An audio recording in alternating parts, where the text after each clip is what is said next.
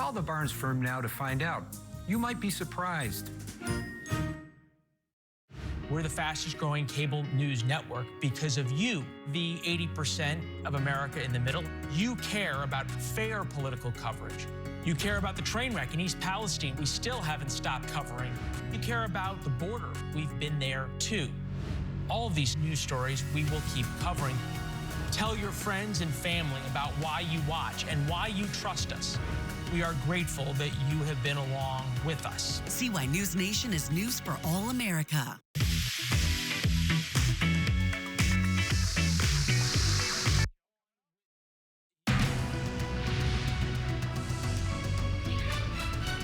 Now at 4, a global IT outage wreaked havoc across the world today. A faulty software update behind the chaos as airlines, hospitals, businesses, and many more face major problems. Good afternoon. This is the KTLA 5 News at 4. I'm Samantha Cortese. Happy Friday. I'm Courtney Friel. Millions of people were impacted by today's cyber chaos, and people flying were hit especially hard. We have live team coverage on the mess caused by this outage. KTLA's consumer expert David Lazarus standing by. But we begin with Angelique Hockaday live at LAX, where many are still scrambling to save their plans. Angelique.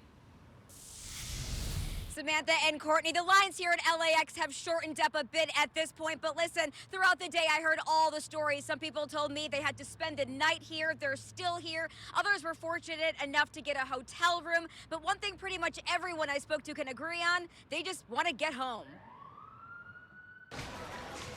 By 8 a.m. on Friday morning, LAX had already seen 188 flight delays and 100 cancellations. We're really tired. Just want to go home.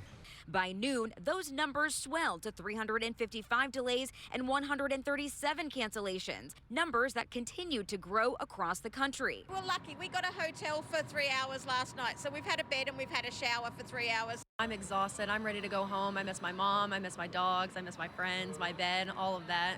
Frustration still mounting throughout the day, even as airlines started making their way back online after the cybersecurity company CrowdStrike sent out what they thought was a routine software update. Someone made a mistake. There was some sort of code or software that didn't work. And once you put that out to computers, it's really tough to take it back in a simple way. KTLA's tech expert Rich DeMiro says once it was out there, there was no stopping it. Impacts of the outage were seen globally. We were laughing at them because they couldn't do anything. They couldn't go shopping. They couldn't get home from work. So we were laughing at them, and then it affected us here. And quickly across the region. Earlier today, the Port of Long Beach had backups a mile long. Their CEO saying 4 terminals had computer issues. Hospitals took a hit too, with one nurse in Orange County posting her frustration on TikTok. Computers are black. We have the screen of death.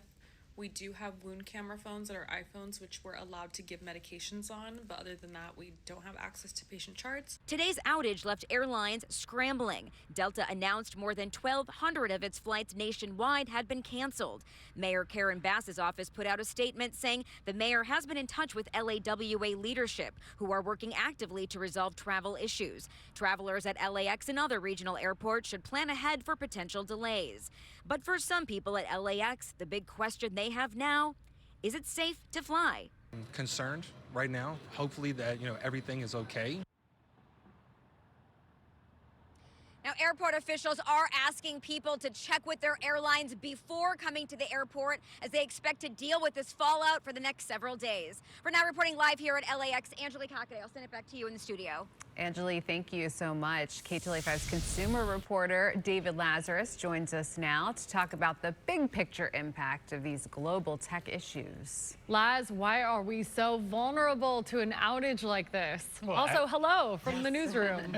Hello to you. As you heard Rich just say a little while ago, in this case it was a coding error, and that is something that can wreak havoc on a system that's comprised of ones and zeros. The thing that really struck me here is that a quarter century ago, we were concerned about Y2K, another tech glitch, bringing computer systems to their knees. That never happened until now. And now we've seen what that looks like. For consumers, today's walkaway was, inconvenience mostly. In some cases, as with airline travelers, extreme inconvenience, but overall, nothing catastrophic.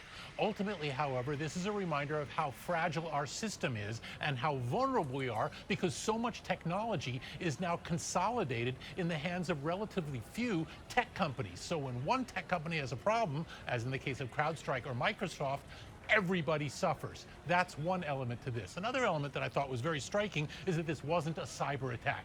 This was just a coding error. Imagine if this was a deliberate thing.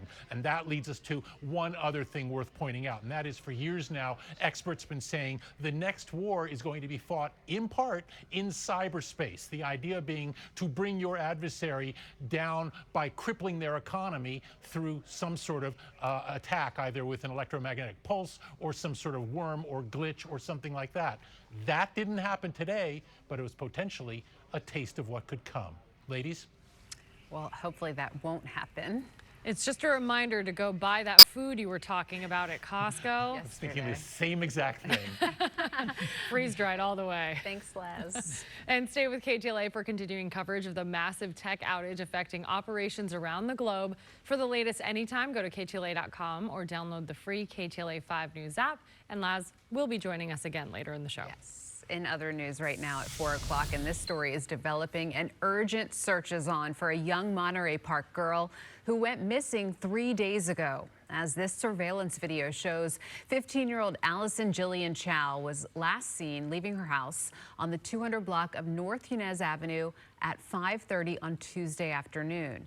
Chow was headed for a relative's house, we're told, in San Gabriel, about 3 miles away, but never showed up. Police say she was riding a blue mountain bike while wearing a black backpack, and as you can imagine, her mother is distraught. I haven't slept in days, and it's just every parent's worst nightmare. And I hope no one ever has to go through this, and I hope the police find her soon and that she's safe. Allison is 5'2" with black hair and brown eyes. Anyone who has information about her disappearance is being asked to call the Monterey Park Police Department.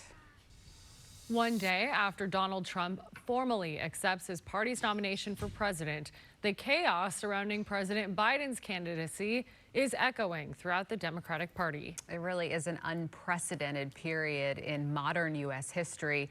KTLA 5's John Fenolio joins us now live from our news center with all of today's developments. Hi, John. Sam Court, that's right. The pressure is building on President Biden to step down. The president remains defiant. All eyes are now on Vice President Kamala Harris, who is trying to reassure worried Democrats that a Biden-Harris ticket can beat Donald Trump in November.